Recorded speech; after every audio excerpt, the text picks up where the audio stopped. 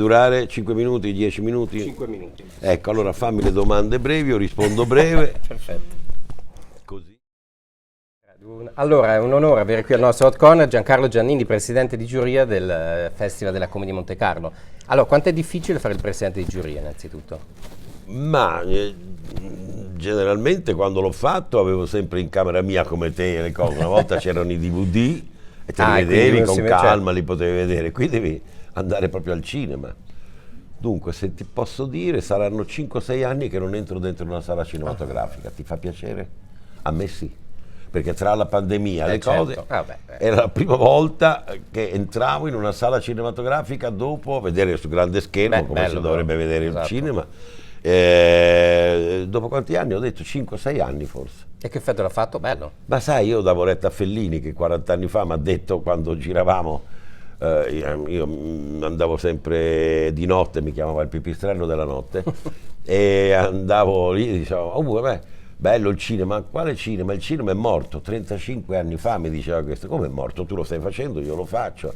No, guarda, andremo al cinema come ad un museo e non ci sarà più quel magico fumo che fa la sua scultura nel raggio cinematografico. Aveva ragione, hai capito? Sì, ma anche oggi, vedi, chiudono le sale, eccetera. Io non capisco ancora, e lo faccio anch'io, perché facciamo ancora il cinema? Sì, è vero, molto più difficile. Vabbè, parliamo d'altro. Sì. Io ero curioso, non sapevo una cosa, lei ha lavorato con tantissimi registi, ma da Fassbinder a Coppola, da Visconti a Elio Petri.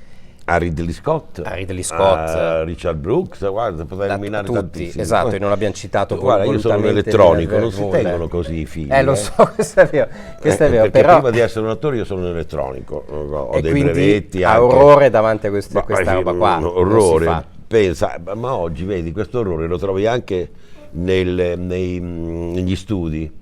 Dove tu devi fare tutti i cavi, le lo cose, slalom, che se no non inciampa. E Peppino Rotunno mi disse, guarda, quando devi giudicare un direttore della fotografia, guarda in terra quanti cavi devi attraversare. Se devi attraversare tanti cavi e inciampi non è bravo. Le cose, si comincia dai piedi, sai, se tu non c'hai le scarpe come cammini scalzo. È vero. E quindi adesso ho visto questo, quindi sei mediocre come... guarda. Lo so, Ecco. Però è lungo e quindi ci sta. Sì, allora vado laggiù. Come te la vedi? Tu dove vai? Mi segui con la macchina? Lo so, ma questo mi ha beccato carino questo, ecco, questa presa è carina, cos'è? Questo qui c'ha i due microfoni. Ah, uno è per te e uno è per me. Esatto, uno di là, uno di qua. Non è Peppino Rotunno solo, però. E quindi, no, io volevo sapere, Fassbinder, com'era Fassbinder sul set? Fassbinder era l'enfant prodigio. Ma era un pazzo, come dicono, era un... Era più che pazzo, più che pazzo, però era geniale, insomma. Lui faceva proprio il montato. È presente cos'è il montato? Quel fotogramma lì, non lo so, per esempio il primo giorno io mi svegliavo con la Anna Scigulla, e guardavo l'orologio sul comodino e dicevo, è tardi, bisogna andare perché dovevamo passare quei tedeschi, eccetera. E faccio, prendo l'orologio, no, stop, che è successo? Non lo toccare, perché? Perché poi vengo lì, ti faccio un dettaglio, poi torno proprio... e quindi però per un attore una cosa tipo... Io non l'ho mai fatti, come si chiamavano quelli di Grand Hotel, i fumetti, no? Ok, quindi sequenza per sequenza. Ma tipo ma c'era tutto in testa. Ma era più difficile per lei? No, a me che mi frega, mica faccio io sono un elettronico, questo mestiere lo faccio, puoi farmi come fare hobby, quello che voglio. Come quello che vuoi. Io sono un esecutore, aiuto il regista a fare il film, no? Poi tanto lo sbaglia lui, mica io. Il regista io l'ho fatto 2 volte, forse non lo so neanche fare, però me l'hanno fatto fare. E sono responsabili di tutto. Se il film è brutto è colpa mia, se il film è bello è sempre colpa del regista, le cose. Poi l'attore diventa quello, ma gli attori se non hanno i buoni registi che ti indirizzano, è come a scuola.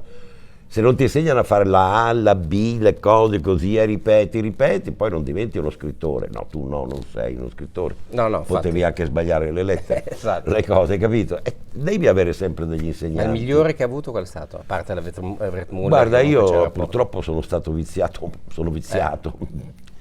anche da mia nonna, che faceva un mangiare, guarda, dalle 7 del mattino fino a mezzanotte stava sempre in cucina. Si sentivano tutti gli odori quando c'era un materiale buono, hai capito? Le carote sapevano di carote, la salvia, le cose, non ti dico. Poi io sono ligure, la cima genovese, ma dove la mangi più la cima? Sai che ci vuole 6 ore per farla, quindi devi comprare la carne, poi metti il ripieno, poi la cuci tutta, poi la metti nel brodo, la devi pungere con l'ago, se no esplode, cioè vabbè, ecco, perché ho detto questo? Perché è stato viziato già dai tempi di sua nonna, sono stato quindi, viziato anche con i registi, sai, e addirittura tu ho lavorato con tutti quelli che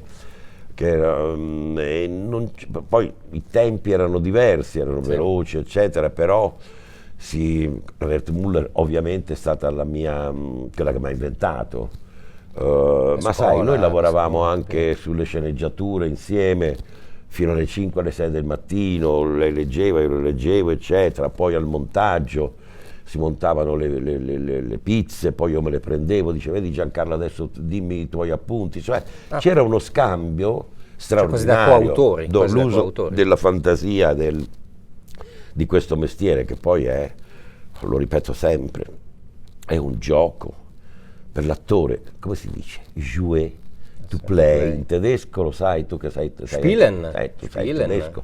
Per lui sa un sacco di lingue, dovendo fare, prima parlavi con la ragazza. Natalie Pozzassi. Vedi? Io ho dovuto impararmi un po' l'inglese perché sennò non recitavo. Beh, con Coppola.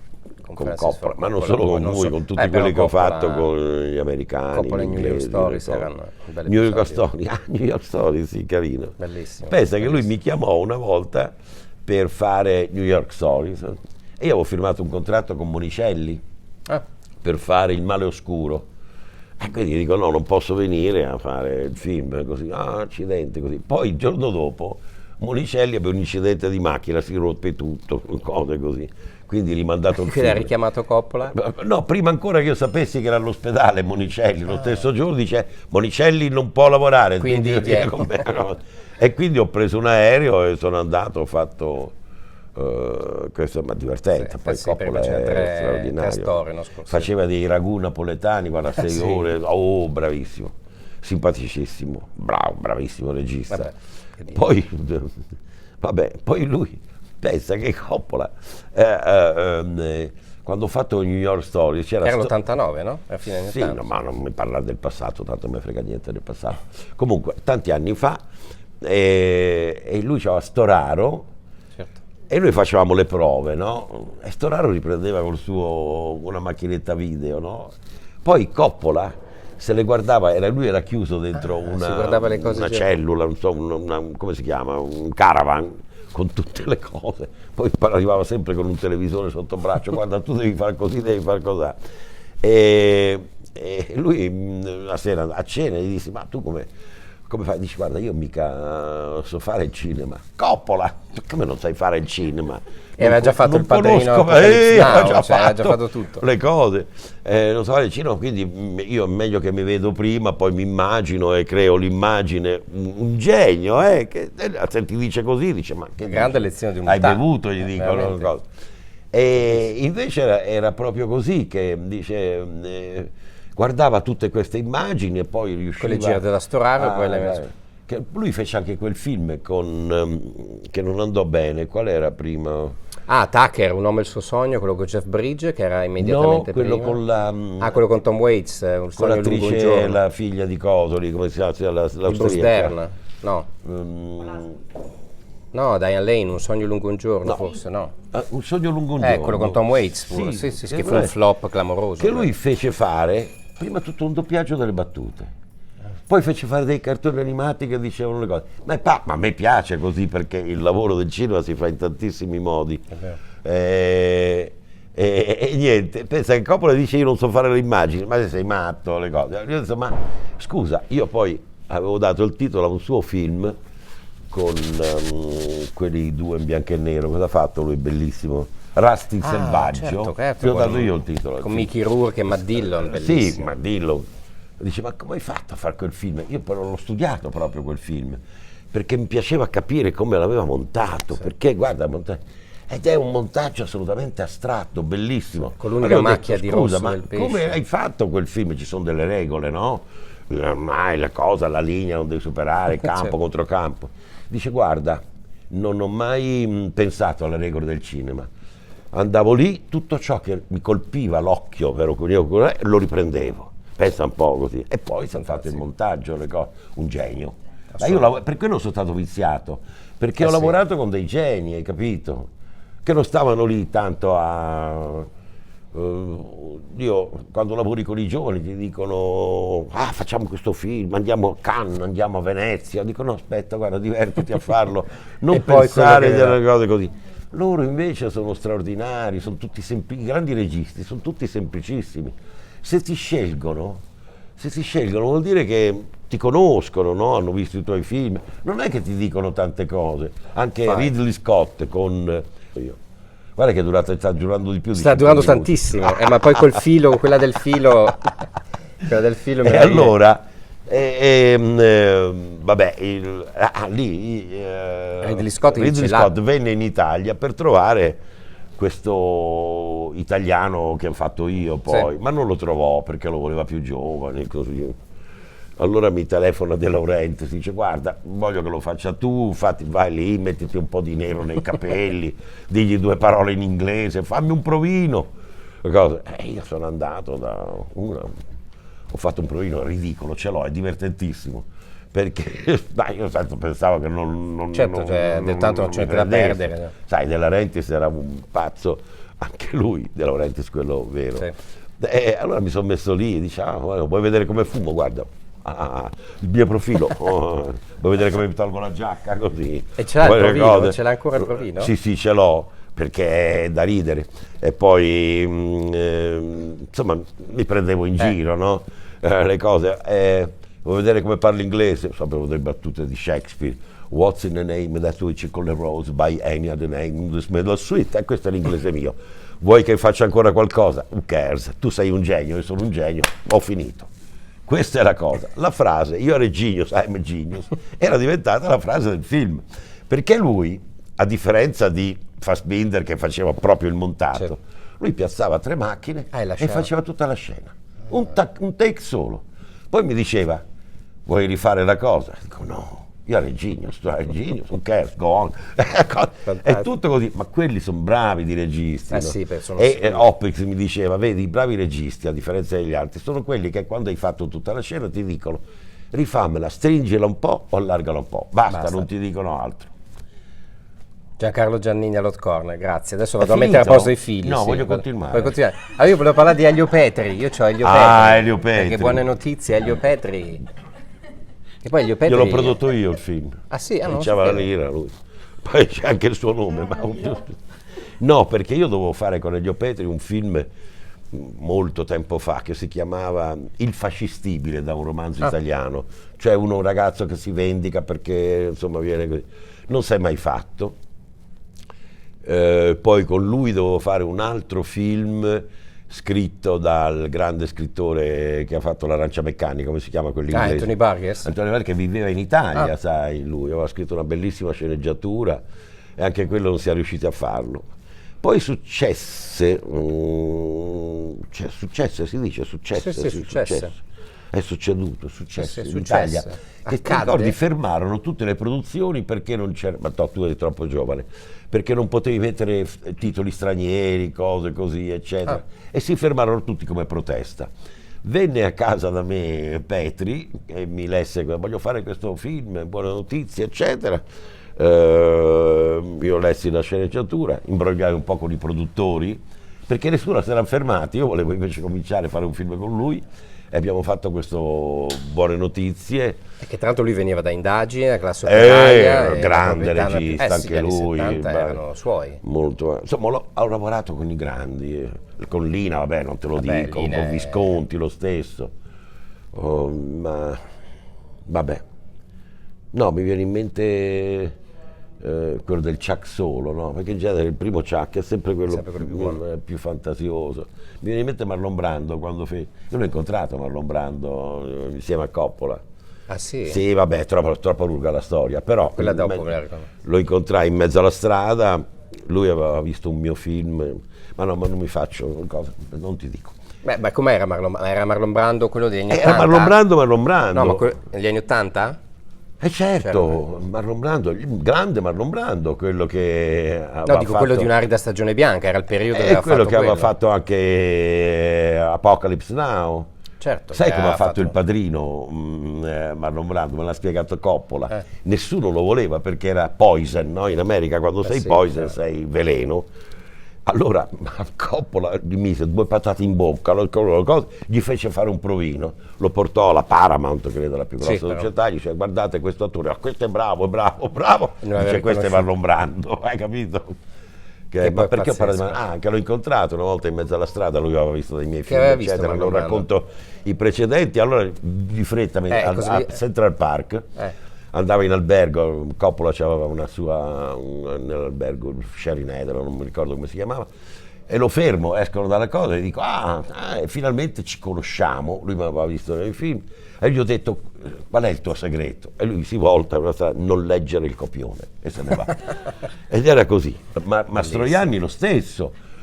Io che leggevo i copioni fino all'ultima virgola, le cose, facevo i diagrammi del cuore, come un casino, abituato con l'elettronica, capirai. Per me era più facile.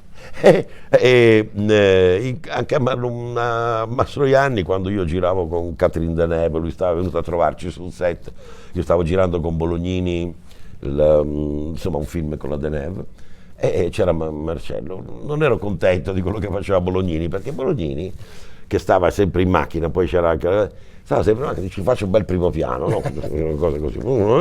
Poi dopo 2 secondi che tu cominci a parlare, va sulle tende che volano, sulle piante, il vento, quelle cose. Vabbè, allora povero Mauro Bolognini. C'era Mastroianni, eravamo su una spiaggia, penso. Dico, Marcello mi fa, io lo conoscevo perché avevo lavorato anche con lui, ma non è che sono tanto contento, piazza la macchina, poi va, cosa che faccio un primissimo piano. Non ti preoccupare, guarda, vengo adesso con Antonioni, ho fatto la notte, ma i copioni tu li leggi? Ma per carità li leggo, certo, perché no? Li porto a letto, leggo le prime 3 pagine, sono un sonnifero che non finisce più. Ah, bravo, anche lui, già avevo saputo quella di Marlon Brando. Ah, bravo, io già non capivo più nulla perché aveva ragione loro. E mi dice, poi guarda, ho fatto il film, non ho capito nulla. Questo Marcello, ma è simpaticissimo Marcello, un grande. Poi dice, vengo stanotte, prima di venire qua, c'è stata la proiezione della notte, non ho capito niente, sta avendo un grande successo, quindi fidati, mi ha detto. E da quel momento ho cominciato anch'io a non leggere più. Leggevi i copioni. Ma non è che sono bravo come loro, hai capito? Ci vuole una tecnica. Come no, invece una delle più grandi commedie mai girate è Dramma della gelosia. Dramma della gelosia, ma lì c'era un altro genio, dei tempi genio, Scola. Ma io ho lavorato con tutti i geni, hai capito? Un po' genio, io ero genius, I'm genius. Ma i tempi di quel film sono modernissimi. Ma non è divertente, perché questo mestiere è un gioco, ragazzi. Quelli che entrano dentro il personaggio, ma come vai a entrare dentro il personaggio? Guarda, io ho fatto Romeo e Giulietta per 3 anni, con la regia di Zeffirelli, da Mosca, cose, eccetera.